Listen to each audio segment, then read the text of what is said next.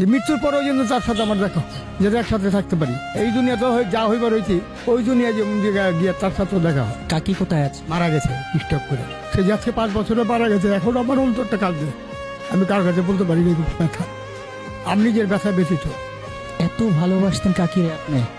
আপনার কাকিকে এই স্টুডেন্ট থেকে আমি নিয়ে গেছিলাম, এখান থেকে আমি নিয়ে গেছি 25 তলার থেকে। কিন্তু তারা নিয়ে আমি সংসার করি 30 বছর। 30 বছর সংসার করার পরে সে মারা গেছে। আমি একটা ছাগল দিয়ে 16টা ছাগল করছিলাম। ছাগল করার পরে ছাগলগুলি আমার চোরে নিয়ে গেলো এক রাত্রে। নেওয়ার পরে সে চিন্তা ব্রেন স্ট্রোক করে দিল, তার হাত পা পুঙ্গ হয়ে গেল। তারপর আল্লাহর কাছে আমি বুঝলাম, আল্লাহ পাক পাক পারপার দিকে তুমি তার রাইখা যাও। রাইখা গেলে আমি তার নিয়ে ভিক্ষা করে খাবো, কিন্তু তারা এতটুকু আদর করছে। কিন্তু সে তো থাকে, সে চলে গেছে আবার ছিল। কাকিকে এত বেশি ভালোবাসতেন কেন? কারণ তারা ভালো আছে এই কারণে, তারও এক অসহায়, আমিও অসহায়। তা আমার ছাড়া সে নাই, তারা ছাড়া আমি নেই।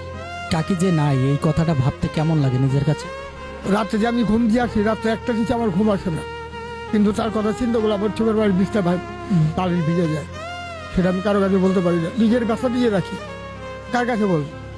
ওই পরবার দিগারের কাছে নিয়ে। কাকি কেমন আদর করতো আপনাকে? খুব আদর করতো। আমি বাসায় গেলে আমার ভাতটা বেড়ে দিত, গোসলের পানিটা ভরে দিত। আমি গোসল করুন, সে পানিটা দিত। সেটা একটু কষ্ট দিত আমার, পয়লা নিয়ে আমার ভাত খাইতো, তারপর সে নিজে খাইতো। কাকির সবচেয়ে কোন স্মৃতিগুলো বেশি মনে পড়ে? সে একটা আমার গোলসান মারা গেছে, আমার রিক্সা চালানোর পয়সা দিয়ে। মৃত্যুর পরেও তার কাছাকাছি থাকতে চান? চাইতেছি আল্লাহ পাক যদি এটা কবুল করে আবার এরপরে একটা, এই আমি তার কাছে আপনার করে আর কিছু ছিল। ধন সম্পদ আমি বুঝিয়ে দিতাম। আজকে ঢাকা সিটির ভিতরে আমি 5 তলা বাড়ি 6টা করতে পারতাম, কিন্তু সেই লোক করিনি আমি। কারো চেনা পয়সা আনুম, সেই হিসাব কিতাব করিনি। আমি চিন্তা করি যে আল্লাহ পাক আমার সৎ পথে নিও। আলিকাল মৌত যখন আসবে, তখন যেমন আল্লাহর কালামটা পড়ে আমি মোট লা ইলাহা ইল্লাল্লাহু মুহাম্মাদুর রাসূলুল্লাহ বলে যেমন আমি মৃত্যুবরণ করতে পারি। এখন একটা জিনিস আমি করি না, নমস্কার করতে পারি সময় পাই, কারণ আমার শরীর নোংরা। আমি এই অবস্থা মসজিদে গেলে আমার দৌড়া দিব সবাই। গুলিস্তানে কোথায় থাকেন? এই স্টেডিয়াম। রাত যাপন করেন এই খোলা আকাশে নিচে? এছাড়া কোথাও যাবো? একটা ঘর ভাড়া নিতে গেলে 3000 থেকে 4,500 টাকা দিতে হয় ভাড়া। কেন আমি রিক্সার কাজ চালাই, এখন কয় টাকা কামাই? 300 কামাইলে আমার লেগে অনেক।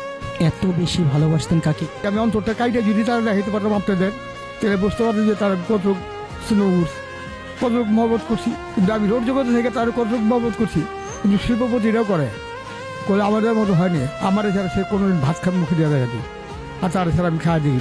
আমি যে রিক্সা চালিয়ে দিয়েছি, সে আমার অপেক্ষা করেছি। ভালোবাসা ধন সম্পদে যদি হইতো, শাহজাহান, সম্রাট শাহজাহান সে আগ্রার তাজমহল করছে কেন? ভালোবাসার জন্য। সে টাকা পয়সার দিকে পরবা করেনি, কিন্তু সেরকম দামে আমার সমর্থন নাই। কিন্তু তার স্মৃতি একটা করে রাখুন, তার স্মৃতি একটা যে করে রাখুন, সেই সম্পদ আমার নাই। আমার যদি থাকতো আমি ঠিকই করে রাখতাম, অন্তরে রাখছি। এখন খারাপ লাগে না এই বয়সেও রিক্সা চালাতে হয়, খোলা আকাশের নিচে ঘুমা? খারাপ লাগে, কি করুন? পেট যদি আল্লাহ পাক না দিত, আমি রিক্সা চালাইতাম না। পেটটা দিয়ে আল্লাহ আমার ঠেকাই দিয়েছে। পেটটা যদি না দিত, আমি মানুষের যত্ন করে দিতাম, কিন্তু সেটা আমার সমর্থন নাই। এখন এই যে রোজার মাস, আমি রোজা থাকি না, কিন্তু আমি বরঞ্চ একজনকে খাওয়া যেতেছি। রমজান রোজা থাকো।